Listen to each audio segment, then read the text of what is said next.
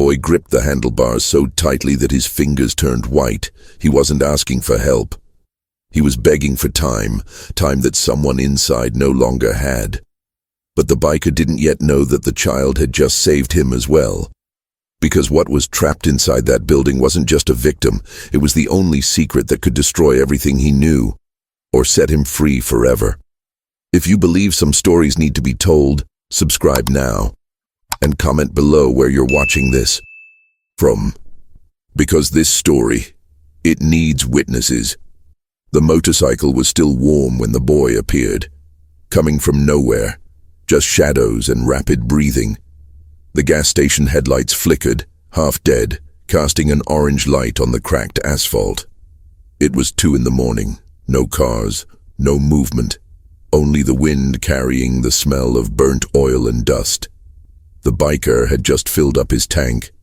He was adjusting his leather jacket when he felt it. That kind of presence you can't see, but you feel in your chest. He turned slowly, and there it was, a boy, no more than 8 years old, maybe 9, too thin, torn t-shirt, barefoot, sunken eyes like someone who hadn't slept in days. He didn't run, he didn't scream. He just stood there, staring intently at the biker as if gauging his trust. The biker said nothing. He just waited. He had learned long ago that a frightened child doesn't want questions. They want space. The boy took a step, then another. His feet left dirt marks on the ground. He smelled of smoke, of fear, of something worse. When he got close enough, his voice came out low, broken, almost a whisper. "There's someone inside." The biker frowned. He looked around. Empty gas station, deserted road. No inside in sight. "Where?" he asked, his voice deep and unhurried. The boy pointed behind him, beyond the gas pumps where the light faded. A low building made of dark bricks, its windows boarded up. It looked like it had been abandoned for years. The kind of place where people dump trash or hide secrets. "There," the boy repeated, his hand trembling. "He's trapped. He can't get out. And they'll be back." The biker didn't move. Not yet. He watched the boy's eyes. He searched for a lie, feigned fear, a trap. But what he saw was worse. It was pure despair, the kind you can't fake. "Who are they?" the biker asked. The boy swallowed hard. He looked back as if expecting someone to emerge from the shadows at any second. "The men. The ones who arrested him. They went out to get something, but they'll be back soon." His voice was getting faster, higher pitched, panic rising like floodwaters. I tried to open it, but it's locked. And he's bleeding." The biker's heart pounded, not out of fear, out of recognition. He knew this kind of situation. He'd seen it before, he'd ignored it before, and the scars from that still ached. He put his helmet back on the handlebars. He looked at the building, then back at the boy. "Do you know who's inside?" The boy shook his head. His eyes filled with tears, but he didn't let them fall. "I don't know his name, but he told me to run. He told me to find someone, anyone." Silence. The wind blew. The gas station sign creaked, and the biker felt that old weight returning, the weight of having to choose. Again. But he didn't yet know that entering that place would be the last free decision he would make that night. The biker didn't respond immediately. He stood there, staring at the building, as if he could see through the walls, as if he could calculate the cost of taking a step forward. He knew the price. He always had. This kind of thing never ended well, for anyone. But then the boy did something that changed everything. He moved closer, so close that the biker could feel the warmth of the small body. And then, slowly, the boy reached out his hand. Not to ask, not to hold on, he just touched. The tips of his fingers on the biker's wrist, over the leather of his jacket. Lightly, almost imperceptibly. But it was enough. The biker lowered his eyes. He looked at those dirty, trembling fingers clinging to him as if they were the last solid thing in the world. And then he looked back at the boy's face. His eyes were red, not from crying, from exhaustion, from terror held back for so long that it had lost its form. And there, deep within those eyes, the biker saw something that made him freeze. He saw himself, not the man he was now, but the boy he had been, alone. Scared, invisible, begging for someone, anyone to stop, to look, to do something, and nobody ever did it. "Please," the boy whispered, and it was no longer just a request, it was a burden, a responsibility, a bond that, once accepted, could not be broken. The biker closed his eyes. He took a deep breath. He smelled the gasoline, the burnt rubber, and felt that light touch on his wrist. So fragile, so insistent. When she opened her eyes again, something had changed. He was no longer making decisions. He had already decided. "Stay here," the biker said, his voice firm. "Don't leave this post, no matter what happens, understand?" The boy shook his head quickly, desperately. "But what if they come back?" "If they come back, you run. To where there's light, to where there are people. Don't look back." The boy wanted to say something, but no words came out. He just let go of the biker's wrist, slowly, as if he were untying the last rope of a drifting boat. The biker turned his back. He walked towards the building, each step heavy, each step deeper. He didn't look back. He knew that if he looked, he would see the boy there, small, alone, trembling. And if he saw that, perhaps he wouldn't be able to continue. The building's door was half open. Rotten wood, rusty hinges. He pushed with his shoulder. It creaked loudly. The sound echoed in the silence of the night like a scream. Inside, only darkness and the smell of blood. The biker took the flashlight from his pocket. He turned it on. The beam of light cut through the darkness, revealing peeling walls, rubble on the ground, faded graffiti. And in the background, leaning against a concrete column, there was a figure. A man, young, maybe in his early 20s, hands tied behind his back, mouth taped shut, face swollen, purple, dried blood at the corner of his mouth, and in his eyes, panic. He saw the light, he saw the biker, and he started to struggle, trying to scream through the tape, trying to say something, trying to warn. The biker approached, slowly, checking the corners, listening. Nothing. Only the sound of the muffled breathing of the bound man. He knelt down. He pulled the knife from his belt. He cut the tape from his mouth. The man gasped, sucking in air as if he were drowning. "They'll be back," he said, his voice hoarse and hurried. "You don't understand. They'll be back and they'll kill me. They'll kill you too." The biker looked him in the eyes. He searched for truth. He searched for lies. "Who are they?" The man shook his head. "It doesn't matter. You have to get me out of here now before..." And then they listened.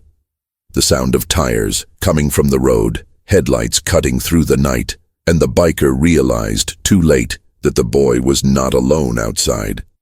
The biker froze, not out of fear, out of calculation. He knew that sound, the rumble of a diesel engine, heavy, slow, the kind of car that wasn't there by chance, the kind that came with a purpose. "Let me go," the bound man whispered desperately. "For God's sake, let me go now." The biker didn't move. He still held the knife. He still stared at the door. The light from the headlights began to sweep across the walls of the building, filtering through the cracks in the floorboards. Shadows danced, and the sound of doors slamming echoed outside. Voices. 2, maybe 3 men. The biker looked back at the man on the ground. He was sweating, trembling, but there was something more, something in his eyes. It wasn't just terror. It was guilt. It was secrecy. It was weight. "What did you do?" the biker asked quietly and directly. The man blinked. He looked away. I didn't do anything. Don't lie to me. The biker's voice came out cold, cutting. He had learned over years on the road to recognize when someone was hiding the truth. And this man was drowning in it. The man closed his eyes. His breathing became irregular. And then in a broken whisper he spoke. I saw it. I saw what they did. And I was going to tell. I was going to tell the police. But they found out. They caught me first. And now they're going to make me disappear. Are you from the countryside? Silence. The sound of boots, heavy boots, coming towards the building. What did I see? The biker repeated more sternly. The man opened his eyes, and what lay there was pure despair. A girl. They captured a girl, and she's no longer alive. The biker's stomach churned, not because of the information, but because of the memory, because he had heard this before, elsewhere, at another time. And he had made the wrong choice, the safe choice, the choice to turn his back. And a child died. He never forgot her name. He never forgot the face in the newspaper photo. He never forgot how he pretended not to know anything, how he let fear win. He swore after that he would never leave again. But the world doesn't let you keep your promises. The biker cut the ropes. The man fell forward, rubbing his wrists, trying to get the circulation going again. He was about to speak, but the biker put his hand on his shoulder. Firm, silent. Wait. The building's door opened. Flashlight beam flooded the space, and a deep, drawling voice echoed. I know you're there, Matty. And I know you're not alone. The biker pushed the man back into the shadows where the light couldn't reach. He stood in front, still, visible, waiting. 3 men entered, all large, all armed. The leader, a guy with a gray beard and an old leather jacket, smiled when he saw the biker. Ah, a hero. He spat on the ground. Do you know what happens to heroes around here?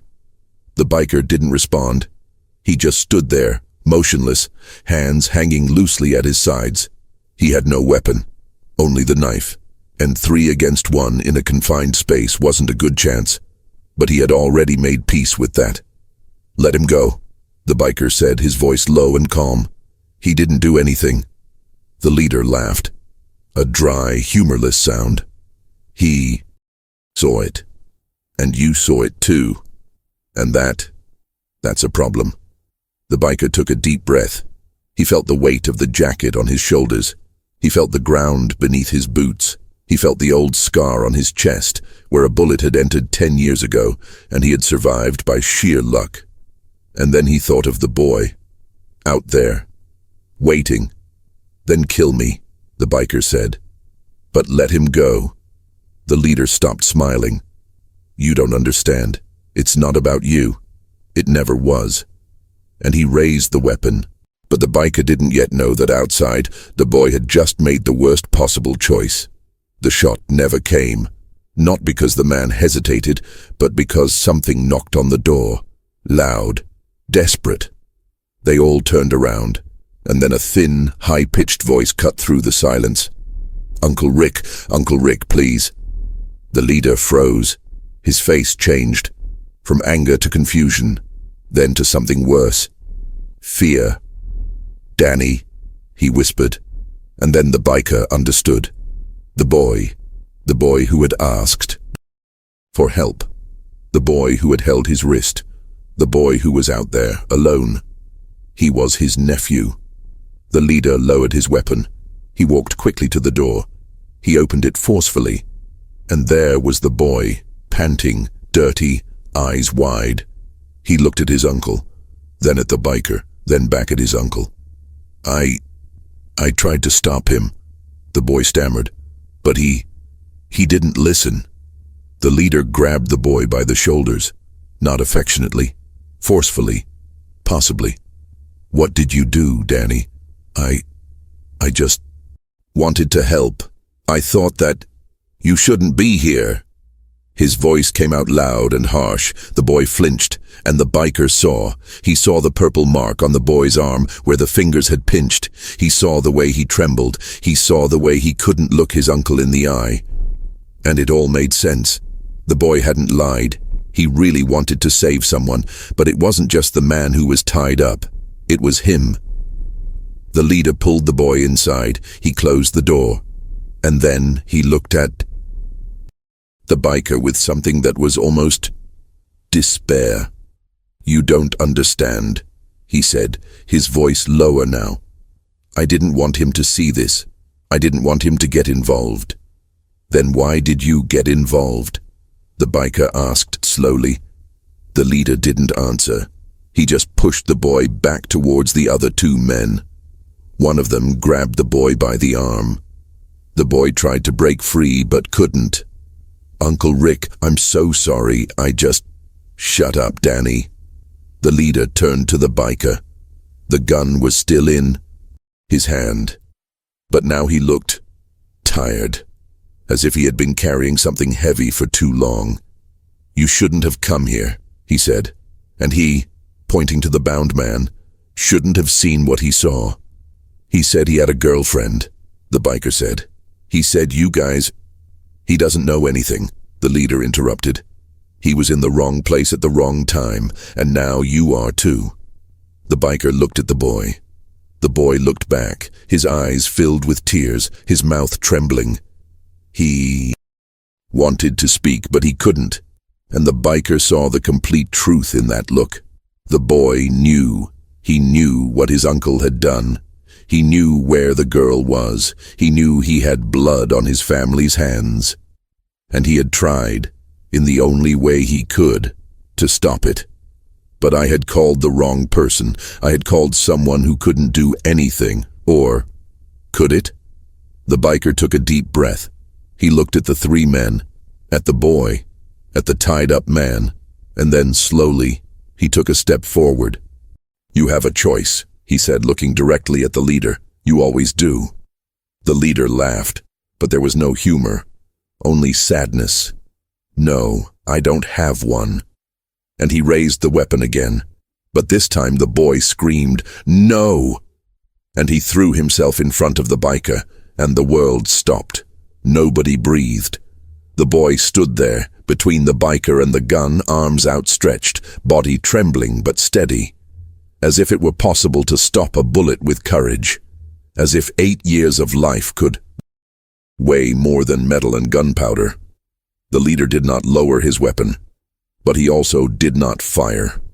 His eyes were fixed on his nephew, and there was something there. Something cracking. Something that had been holding him together for too long, and now it was beginning to give way. "Get out of the way, Danny," he said, his voice hoarse. "No." The boy didn't move. "I told you to get out of the way." "No." The boy's voice was louder now, desperate. He looked at his uncle with something that was both love and terror. And then, in a broken whisper, he said, you promised you would stop." The leader blinked. The weapon trembled in his hand. "Danny, you don't understand." "I understand," the boy shouted. "I know what you did. I know Emily's dead. I know you and her father. I know." Silence. The name echoed in the empty building. Emily. The biker didn't know her. He didn't know who she was, but he could feel the weight of that name. He could see it in the leader's face. He could see it in the eyes of the other two men. He could see it in the way the tied-up man began to cry softly, leaning against the column. Emily era real. And she was dead. The leader lowered his weapon, slowly, as if it weighed tons. He looked at his nephew, then at the biker, then at the ground. It was an accident," he whispered.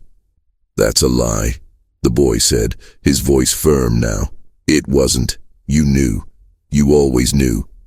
The biker didn't move. He didn't speak. He knew this moment wasn't his. This moment belonged to the boy, to the weight he had carried, to the secret he had held. And now, finally, he was letting it go. The leader fell to his knees. The gun slipped from his hand. It hit the floor, and he put his hands to his face. His shoulders trembled, and he cried. Not loudly, not dramatically. He just broke down. The other two men didn't know what to do. They looked at each other. They looked at the biker. They looked at the boy. And then, slowly, one of them let go of the boy's arm. "Let's go," he said quietly. But the other shook his head. "He's going to talk, the tied-up man. He's going to tell everything. So what? It's over." "It's not over. If he talks, we'll all go to jail, all of us." And he picked up the gun from the floor. The biker reacted, quickly. He pushed the boy back to the corner and took a step forward. He placed his body between the gun and the bound man, between the boy and the violence. "No," he said simply. The man with the gun took a deep breath. His fingers gripped the trigger, but they didn't pull. "Get out of the way." "No, I'm going to shoot." "Then shoot." And the biker looked him straight in the eyes, without fear, without anger, just exhaustion. The kind of exhaustion of someone who had seen too much, lost too much, and had nothing left to lose. The man looked at him, then at the gun, then at the boy in the corner, small and trembling, and he lowered the weapon. "This is madness," he whispered, and he left, quickly, without looking back. The other one went after him, and only the leader remained, on his knees, broken, and the boy, still trembling, and the biker, still standing, and the bound man, who finally managed to speak. "There's more," he said, his voice weak. "There are more people involved, and there's another child, still alive." And the biker felt the ground disappear from beneath his feet. The biker turned slowly. She looked at the bound man, at his swollen face, at his, red eyes, and she saw that he wasn't lying. "Where?" the biker asked, his voice low and controlled.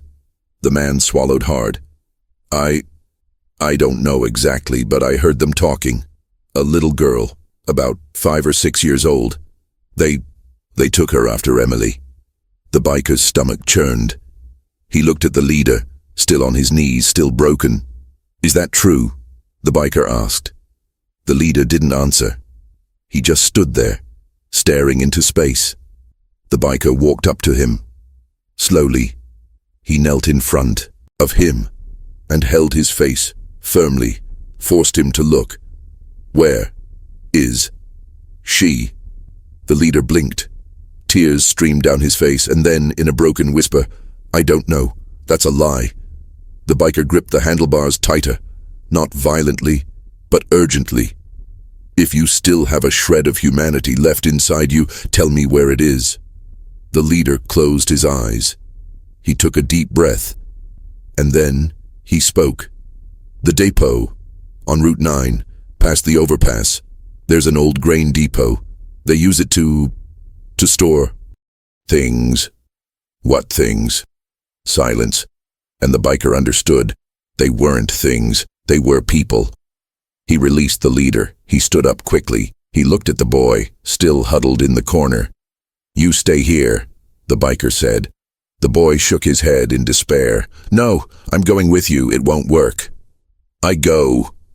The biker walked up to him. He knelt down. He looked into the boy's eyes, and for the first time, his voice came out soft. "You've done your part. You were brave. Braver than any adult I know. But now I need you to be safe. What if you don't come back?" The biker had no answer for that, because he knew it was possible.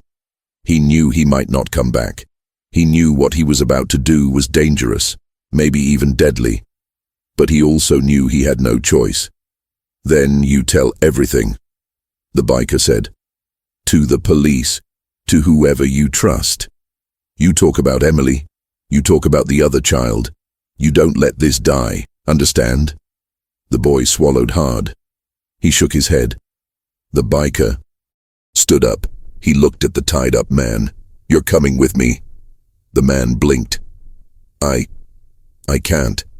If they catch me again, they won't catch you, because you'll show me where it is, and then you'll leave, far away, and never come back." The man hesitated, but then he saw something in the biker's face. Determination, promise, and fear, and he understood that he had no other choice. He stood up.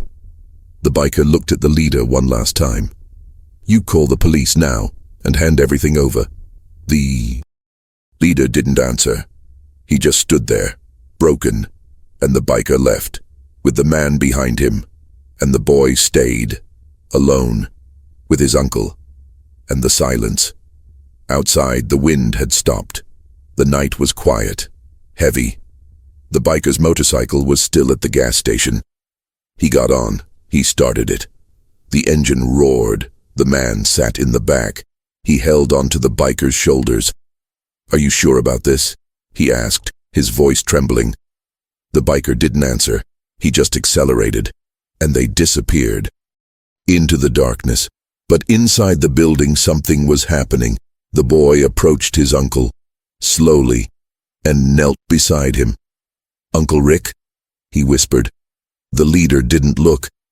You can fix this," the boy said, his voice weak and hopeful.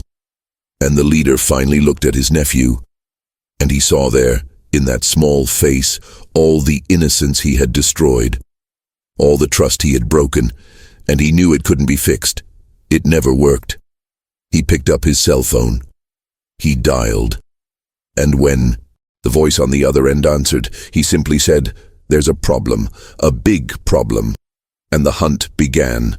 The road was empty, only the roar of the motorcycle, only the wind cutting across my face, only the white line on the asphalt disappearing beneath the tires one after another without stopping.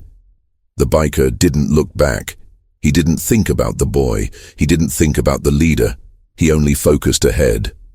On the warehouse, on the child who might still be alive. The man behind him didn't speak. He just held on tight, trying not to fall, trying not to think about what would happen when they arrived. 10 minutes later, the biker's cell phone vibrated. He didn't stop. He just slowed down a little. He picked up his phone. He looked at the screen. A message from a number he recognized, a number he hadn't seen in months. "I heard you're involved in something. Do you need a backup?" The biker frowned. He typed quickly with one hand while driving. "How did you know?" The answer came in seconds. "I always know. Where are you?" The biker hesitated. He had learned to ride alone. He had learned that trusting people was risky, that asking for help was a sign of weakness. But that night was different. He typed in the address. He sent it. And 3 minutes later he heard it. The sound of engines coming from behind, coming fast. He looked in the rearview mirror, and he saw headlights, 4, 5, 6, motorcycles, and he recognized it. He recognized the noise. He recognized the style. He recognized the training. It was the club he had left behind, the club he swore he would never return to, the club that, even so, never forgot him. They caught up.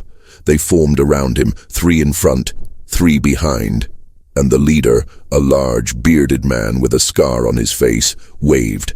The biker waved back, and they continued on, together, in silence, as they always did.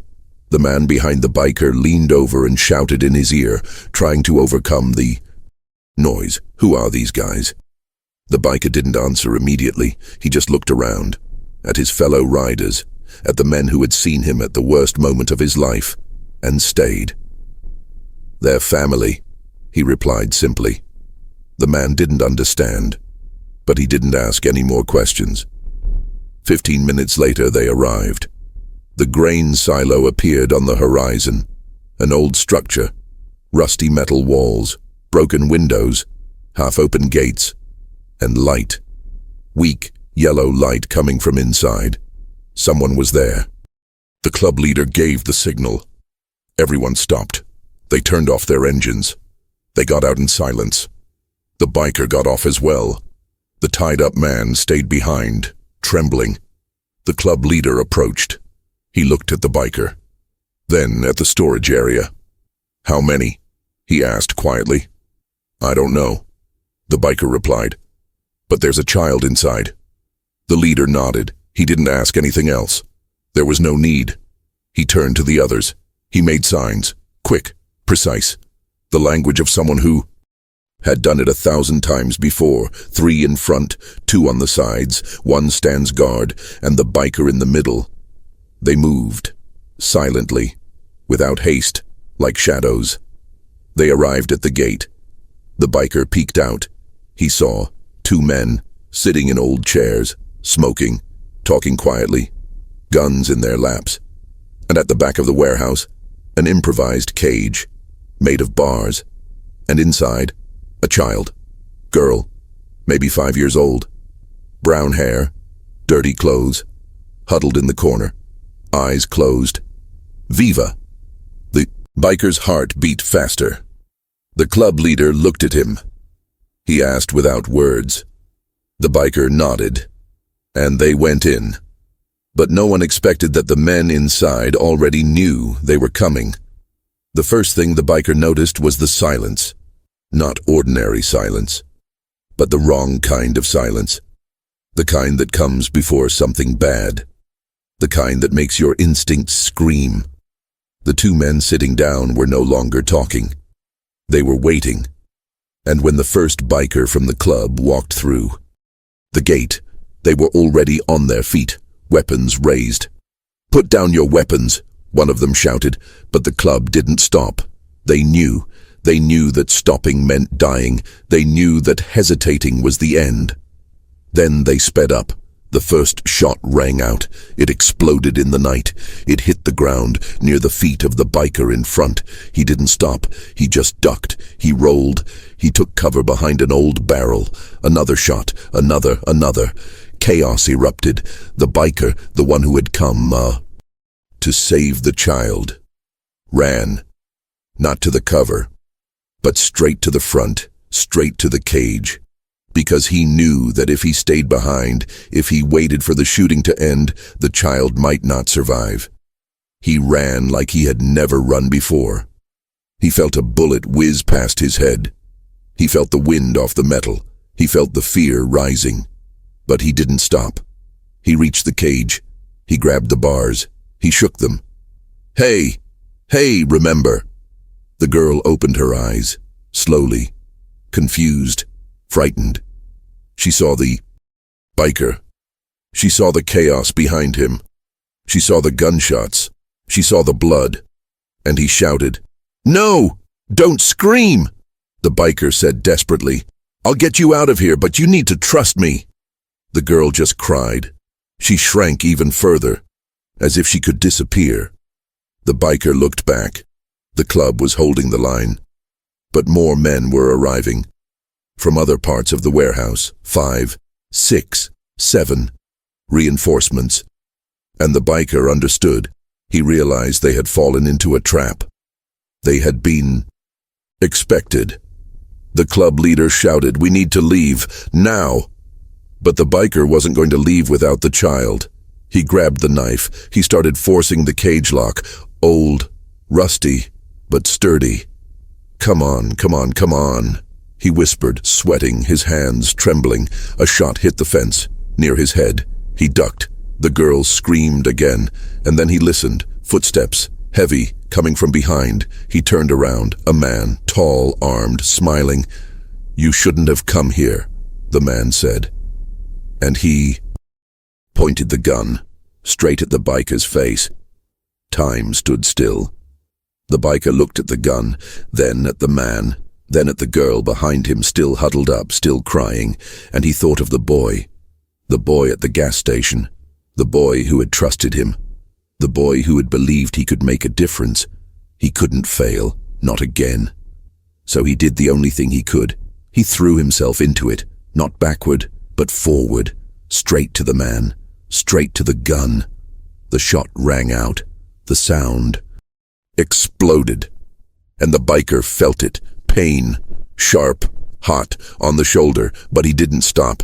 He grabbed the man, he knocked him to the ground. He punched him once, twice, 3 times. The man dropped the weapon.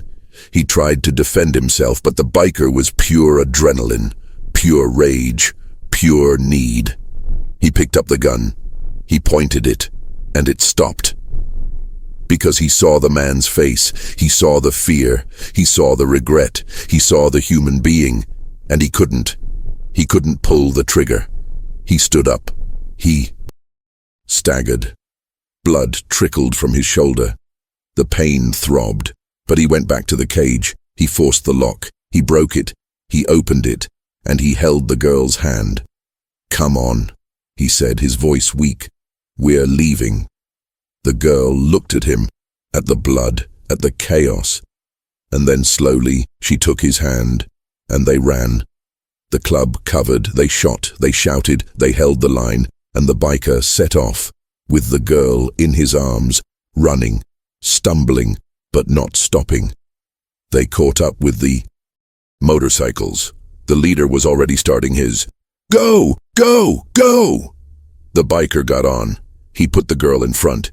He held her tight. He started the motorcycle, and it accelerated. The club continued. All of them, together, and behind them, the warehouse remained, burning, screaming, dying. But the girl didn't speak, and the biker began to realize that saving her was only the beginning. They didn't stop.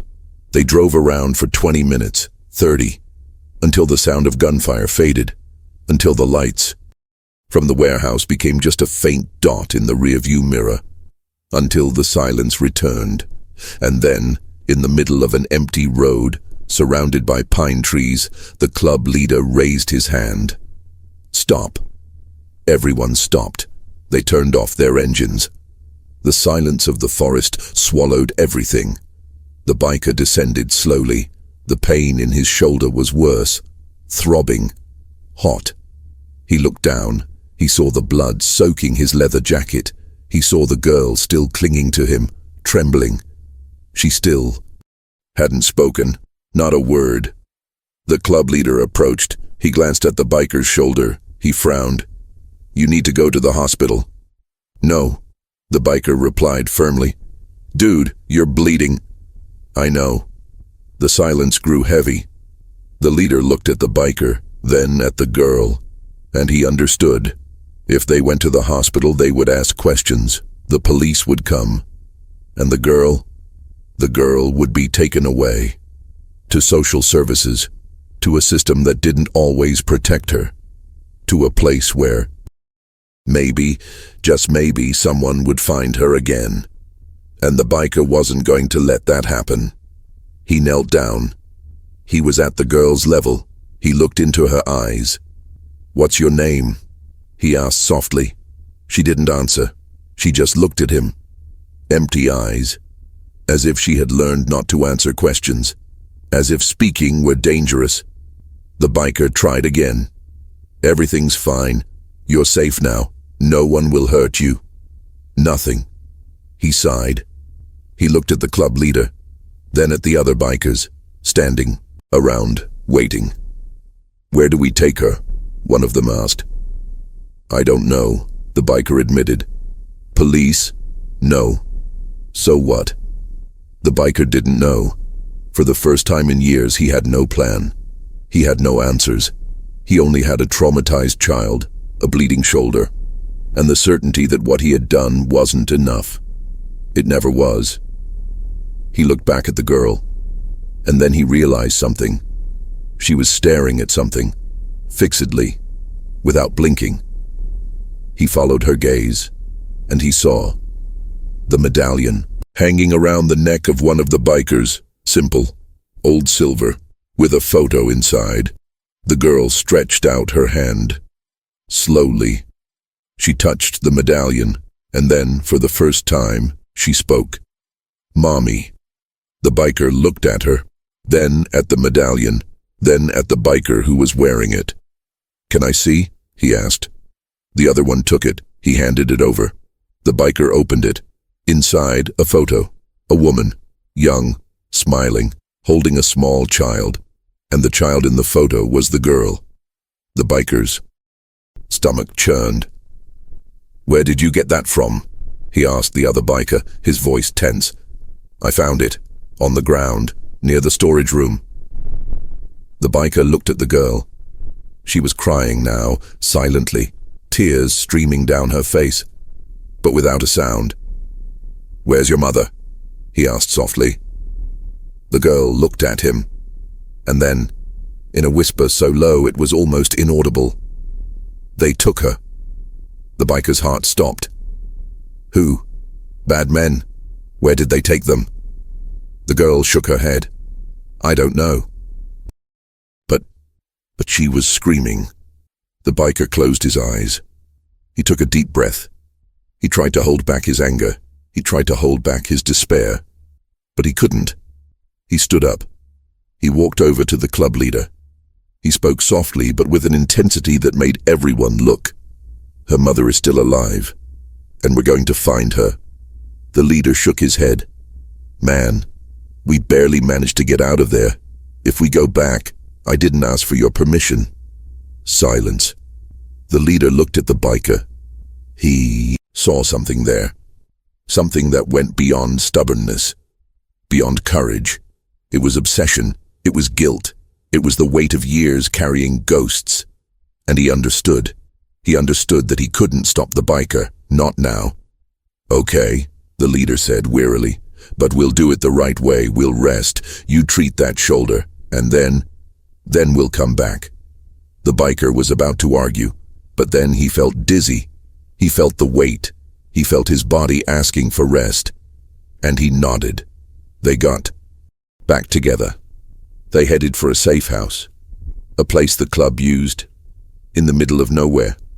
No neighbors, no questions asked. And when they arrived, the biker fainted. And while he slept, the girl whispered something that no one heard. Something that changed everything.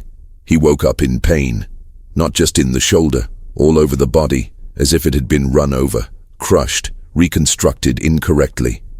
He opened his eyes slowly. Faint light streamed through the window. The sun was rising. He was on an old sofa covered with a dirty blanket. The smell of stale coffee and damp wood hung in the air. The safe house. He tried to sit up. The pain exploded. He groaned, clutched his shoulder. He looked down. Makeshift bandage. Dried blood. Someone had taken care of him. He heard voices, low voices coming from the kitchen. He forced his body to stand up. He staggered. He leaned against the wall. He walked slowly to the door. And he saw the girl sitting at the table, eating cookies, milk, and next to her, the club leader, speaking softly, patiently, carefully. She wasn't smiling yet, but she was responding, with gestures, with nods, with glances. The biker stood there, still, watching, and something inside him broke, something he had been holding onto for a long time. Because he saw that he wasn't the only one who knew how to care, that he wasn't the only one who could make a difference, that he wasn't alone, and that hurt more than my shoulder. The leader looked at him. He nodded. The biker went inside. The girl looked, and for the first time she almost smiled. Almost. "How are you?" the leader asked. "Vivo. That's something, at least." The biker sat down. Slowly. Heavily. He looked at the girl. Did she say anything else? The leader shook his head, but the mother was wearing a red dress, and they lived near a river. The biker sued. Red dress. Rio. It wasn't much, but it was something. And then he heard it. Outside, the sound of tires. A car. Approaching. They all froze. The leader stood up. He looked out the window. He frowned. "It's not ours." The biker felt the adrenaline rush. He grabbed the knife. He stood up. He ignored the pain. There was a knock at the door. 3 times. Firm. The leader looked at the biker. He asked without words. The biker nodded. He stood behind the door. Done. The leader opened. And there it was. The boy. The boy from the gas station. Danny. Alone, dirty, hurt, gasping for breath. He looked at the leader. Then he saw the biker, and his eyes filled with tears. "They got him," the boy said, his voice breaking. "Who?" "My uncle. They captured my uncle.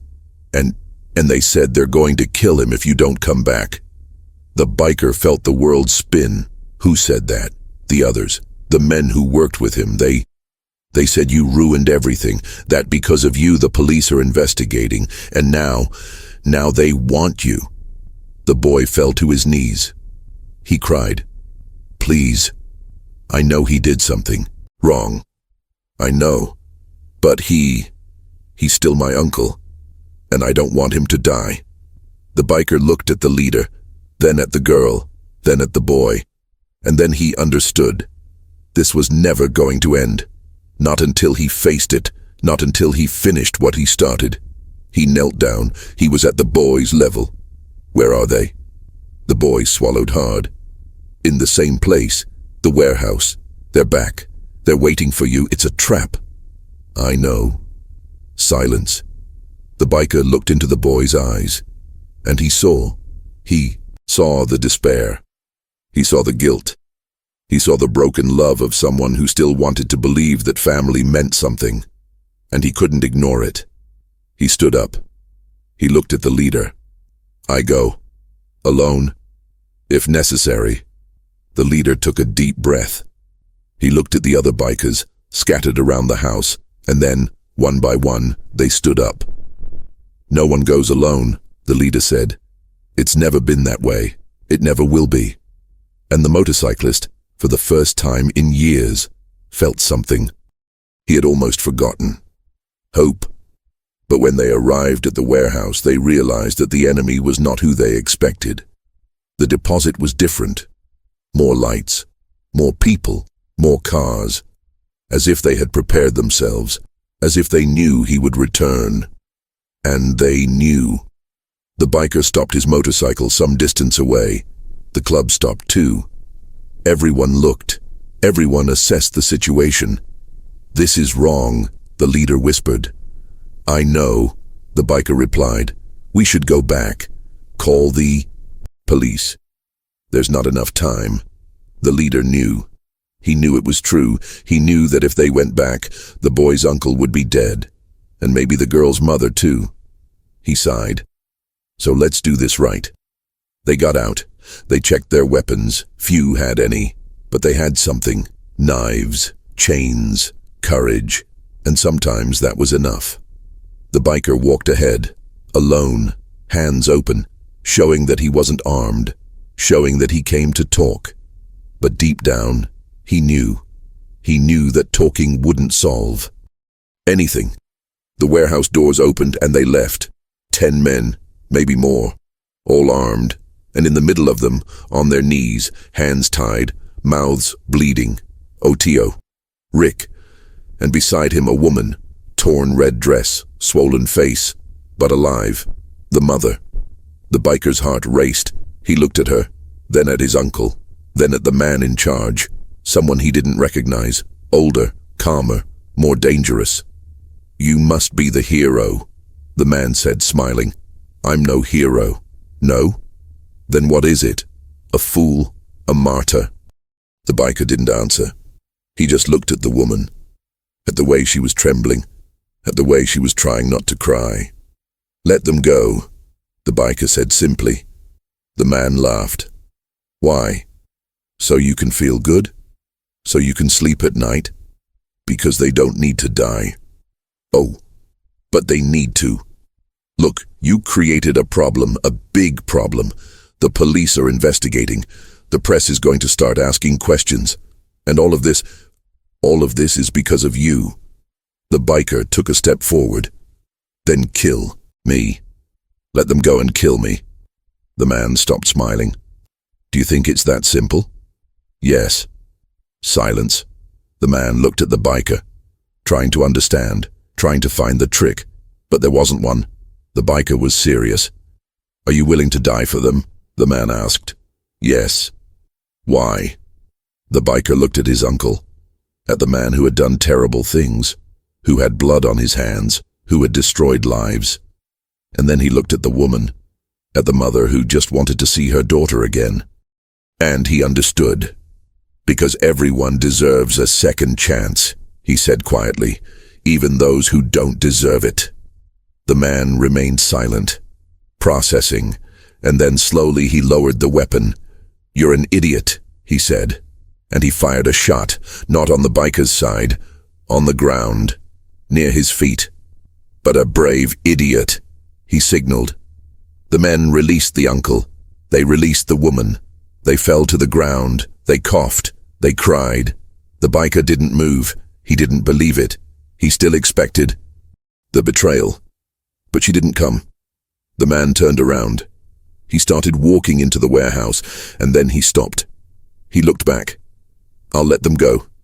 But you stay away. If I see you again, if I hear your name again, I'll end this. Understand?" The biker nodded, and the man disappeared. The biker ran. He helped his uncle get up. He helped the woman. The club came. They caught them. They took them to the motorcycles. And they ran away. Again. But this time, they had won. Almost 3 weeks later, the biker was sitting on a wooden bench in a small square, afternoon sun shining on his face, children playing, mothers chatting, normal life. He looked ahead, but he saw nothing. He could only think. In the boy, in the girl, in the uncle, in the mother, in everything that had happened, in everything that had changed, and everything else remained the same. He heard footsteps. He turned around, and there it was. The girl, with her mother, holding hands. The girl was wearing a new dress, clean, yellow. She was smiling. Not much, but she was smiling. The mother approached. She looked at the biker, and her eyes filled with tears. I just wanted to say thank you," she said, her voice trembling. The biker shook his head. "It is not necessary. Yes, I need to. You saved her. You saved us." The biker looked at the girl, and she looked back, and for the first time she spoke to him. "Thank you," she whispered, and something inside him broke. Again. But this time, in a different way. In a good way. He knelt down. He was at her level. "You're going to be okay," he said softly. "You're going to grow. You're going to be strong. You're going to be happy." The girl nodded, and then she did something he didn't expect. She hugged him. Fast, light, but real. And when she let go, she was already running back to her mother. The biker stayed there, kneeling, watching, feeling the weight lift. Slowly, the mother waved, and they left. And he stayed, alone, but not empty. He stood up. He looked at the sky. He took a deep breath, and then he heard it. From afar, the sound of an engine, familiar. He turned around, and there was the boy, Danny, standing next to a motorcycle, his uncle's motorcycle. The boy looked at the biker and smiled. Sadly, but he smiled. "He was arrested," Danny said. "My uncle, he confessed everything." The biker nodded. "Are you okay?"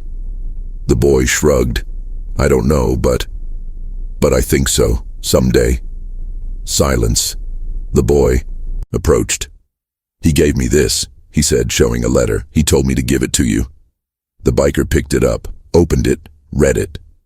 "I don't deserve forgiveness. I know that. But you gave me a chance to do the right thing, and I did. Thank you. Rick." The biker folded the letter.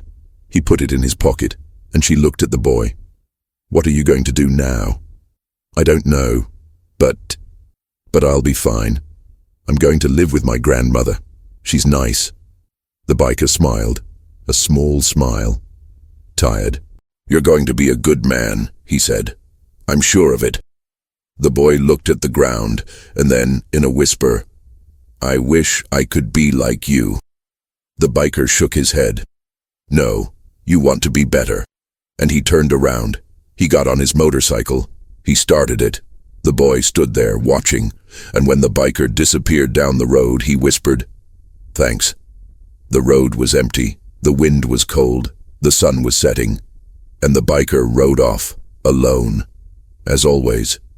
But this time, he didn't feel alone, because he knew that somewhere a girl was smiling, a boy was growing up, and a mother was hugging her daughter. And that was enough. For now. Because the road never ends. And there's always someone waiting for a hero who doesn't want to be called one. If this story touched you, if you felt something, leave a like now. Subscribe to the channel for more true stories of courage, pain, and redemption. And tell me in the comments, would you have done the same? Next video. She begged not to get in the car, but nobody listened, except him. Click now, you won't forget.